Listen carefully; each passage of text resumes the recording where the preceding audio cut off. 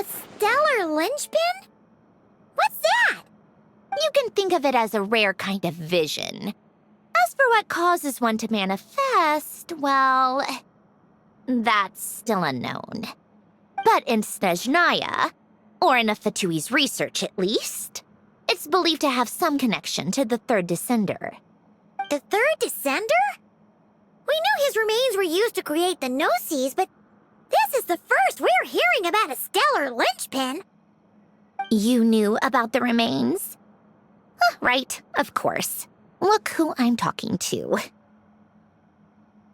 Yes, the heavenly principles used the remains of the third descender to create the 7 Gnosis as a means to consolidate the Archon system.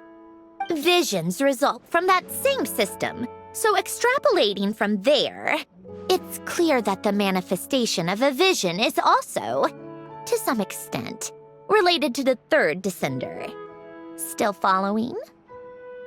For those that wield them, visions serve as a means to channel elemental power. The same is true of stellar linchpins. The difference is that, when wielding elemental energy, stellar linchpin users often exhibit a unique kind of power that seems to come from beyond to that. It's believed that, when a stellar linchpin manifests, impurities from the remains of the third descender get fixed in place. Hence, the name. That's also believed to be the source of the strange power I just mentioned. We've heard that visions can appear when someone has a really strong wish or desire. Stellar linchpins sound kind of similar, so does that mean... Huh? Oh, don't look at me like that. I've never had any grand wishes or aspirations. Just a list of things that drive me up the wall. So if you're asking why this thing appeared, I have no clue. All I know is that without it, the gift Elen left me, this built-in second chance, never would have triggered. The damage to my core was too severe. But thanks to the stellar linchpin's manifestation, it did trigger. And after my core rebooted, I was able to repair the damage to my body.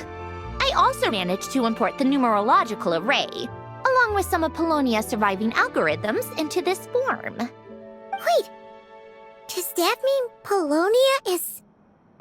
Yes. Unfortunately, Polonia is... beyond repair. Oh, we're so sorry to hear that. But you also mentioned something about a final gift? Yes. Elen often spoke to me about wishes and desires when he was alive. I suppose he thought there might come a day when I wished for something, and was willing to sacrifice my own life to fulfill it. So he left me a chance to start over. No, never. Elen once said I was his proudest masterpiece. That might sound boastful coming from me, but it's also an undeniable fact. After Elen died, I started studying how Polonia and I worked. Polonia is essentially a computational machine, so it wasn't difficult to figure out the mechanical principles there. But when it came to my own structure, that's when Elen, the Lord Artificer's true greatness, struck me once again. I attempted to imitate it when I created Catherine, but in the end, she turned out to be nothing more than a superficial replica. What?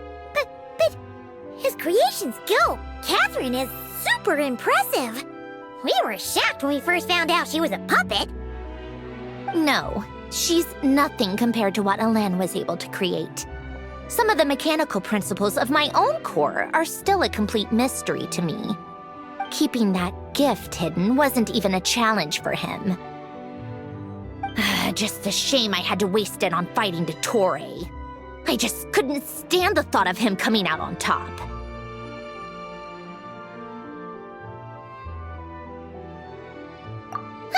If you put it that way, the world owes me a whole lot then, doesn't it?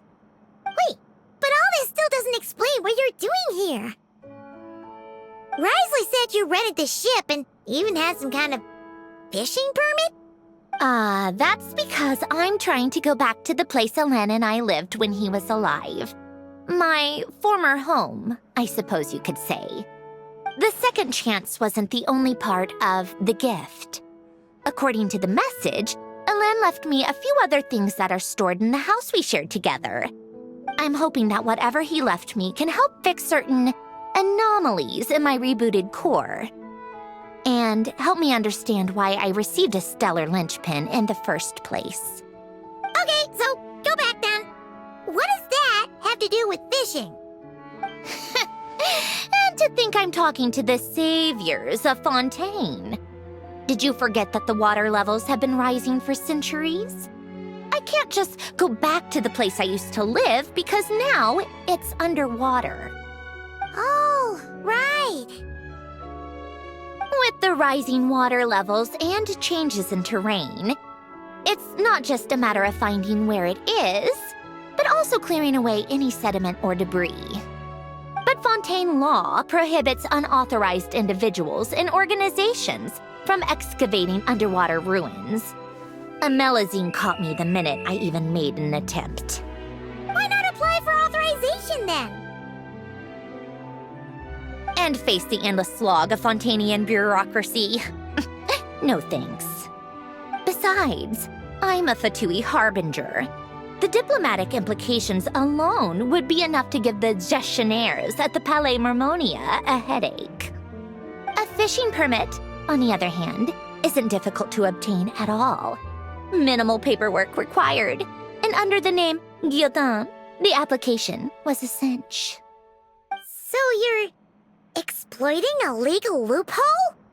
Am I? That underwater home belongs to me.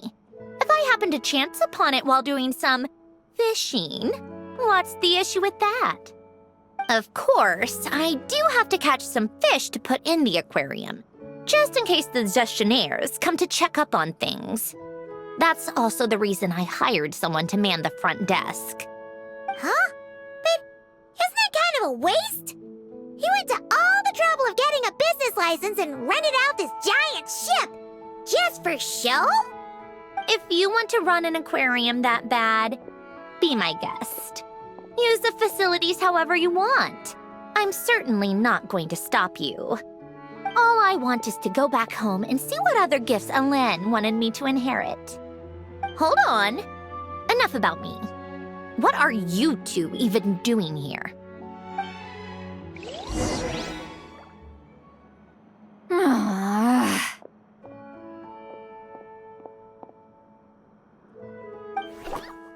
Seriously?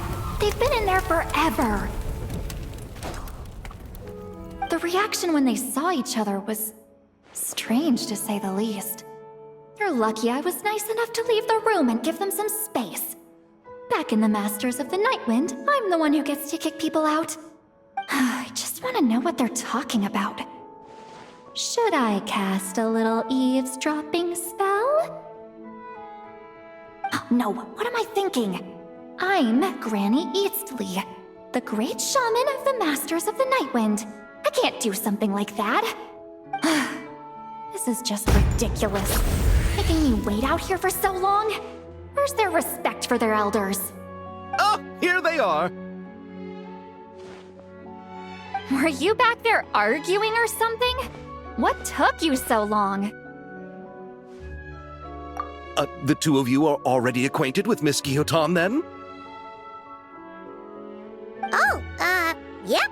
But don't worry, we got everything sorted. Sandrone agreed to let us shoot on the ship, but it has to be when she's not here. When she's not here? That's right. You'll excuse me if I didn't exactly ask for this little reunion. I wasn't planning on seeing anyone. Like I said, my core is severely damaged. Even with the gift, there are anomalies that are making things unstable. I don't even know if I can continue to function without issues. So the priority is to fix these anomalies and get answers to my own questions. Then I can see the people that need seeing.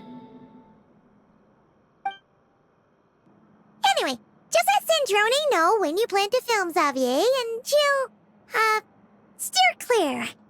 I do hope I'm not causing Miss Guillotin too much trouble. No! She just wants to keep a low profile for her own, complicated reasons. She doesn't want anyone else to know she's here. Understood. I'll be sure to keep that in mind. Oh, and see Lale? Huh?